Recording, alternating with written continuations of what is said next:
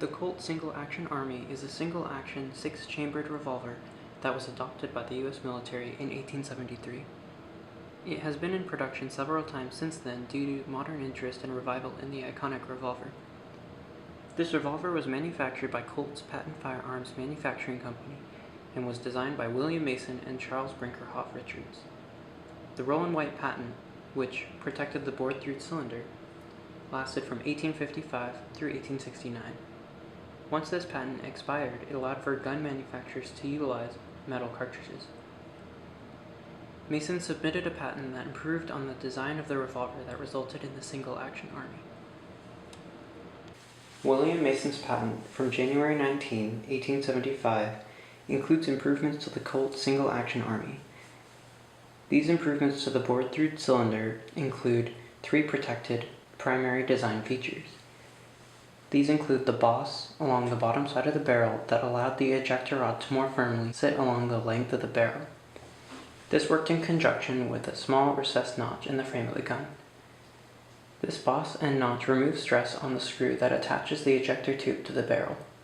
The second improvement is the gate of the revolver that allows cartridges to be loaded into the cylinder. This gate is able to swing open and mechanically tends to stay either fully open or closed due to a trunnion that is manufactured with two flat spots, roughly 90 degrees apart, that a spring follower presses against. This spring follower presses against the trunnion and keeps the gate either open or closed, rather than in any position in between. The third improvement outlined by the patent is a gate and rear portion of the frame that is constructed in a spherical form of the same diameter of the cylinder. The patent claims that the spherical form adds strength to the frame and visually lends to the lighter appearance of the firearm. It should be noted that the gate also follows the spherical form of the frame. The Colt Single-Action Army 1873 has a revolving cylinder with 6 bored-through chambers for 6 metallic cartridges, though typically only 5 were loaded.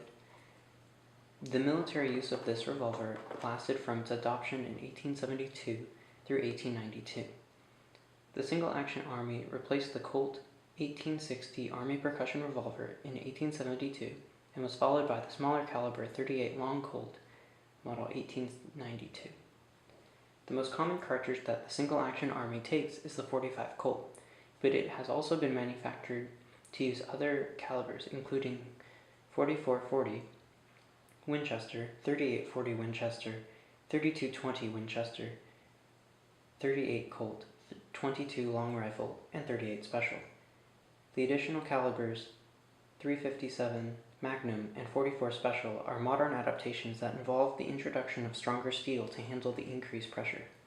The single-action Army also comes in different barrel lengths, including 4 3/4 inch, 5.5 inch, and 7.5 inch barrels. The trade-off of having a longer barrel is increased accuracy at a distance, but decreased ease of unholstering the revolver.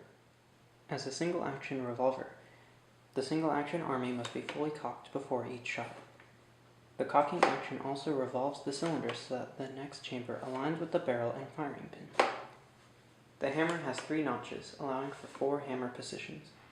When fully lowered, the hammer rests within the frame. When slightly cocked, the hammer rests on a safety notch that keeps the firing pin off a chamber ground. Despite this safety feature, the safest practice dictates that one chamber be left empty for the firing pin to rest on. The Colt's hammer has 4 positions with the mnemonic COLT to help remember the number of positions. Each of the 4 clicks of COLT indicates the freedom or lack thereof of the movement of the cylinder. At the first click, the top of the trigger engages with the first of the 3 notches on the hammer. At the second click, the cylinder stop disengages the cylinder, allowing it to rotate. During the second click is when the cylinder is loaded. At the third click, the cylinder stop pops back up, preventing the cylinder from continuously rotating. At the fourth click, the hammer is at full cock with the cylinder locked from rotating. At this point, the firearm is ready to fire. There are 3 generations of the Colt single-action Army. The first, second, and third generation were in production from 1873 to 1941, 1956 to 1974, and 1976 to present, respectively. The generations are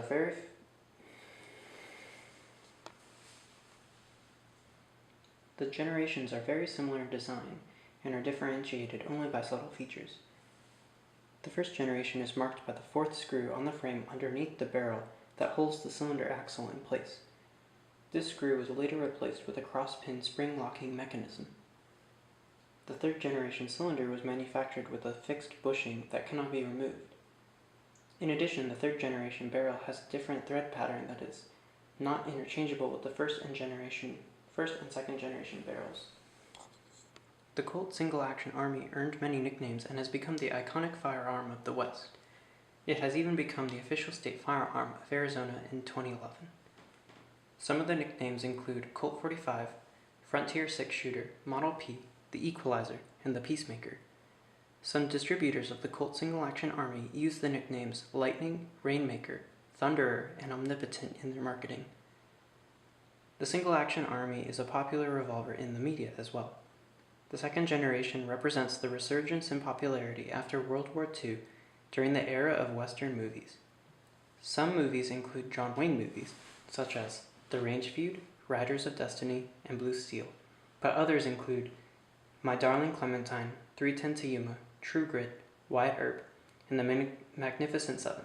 The revolver also has many appearances in television, including Star Trek, The A-Team, Law & Order, and Winona Earp. In addition, the Colt single-action Army has appeared in several video games and animations. So the single-action Army has to be fully cocked before it can be fired.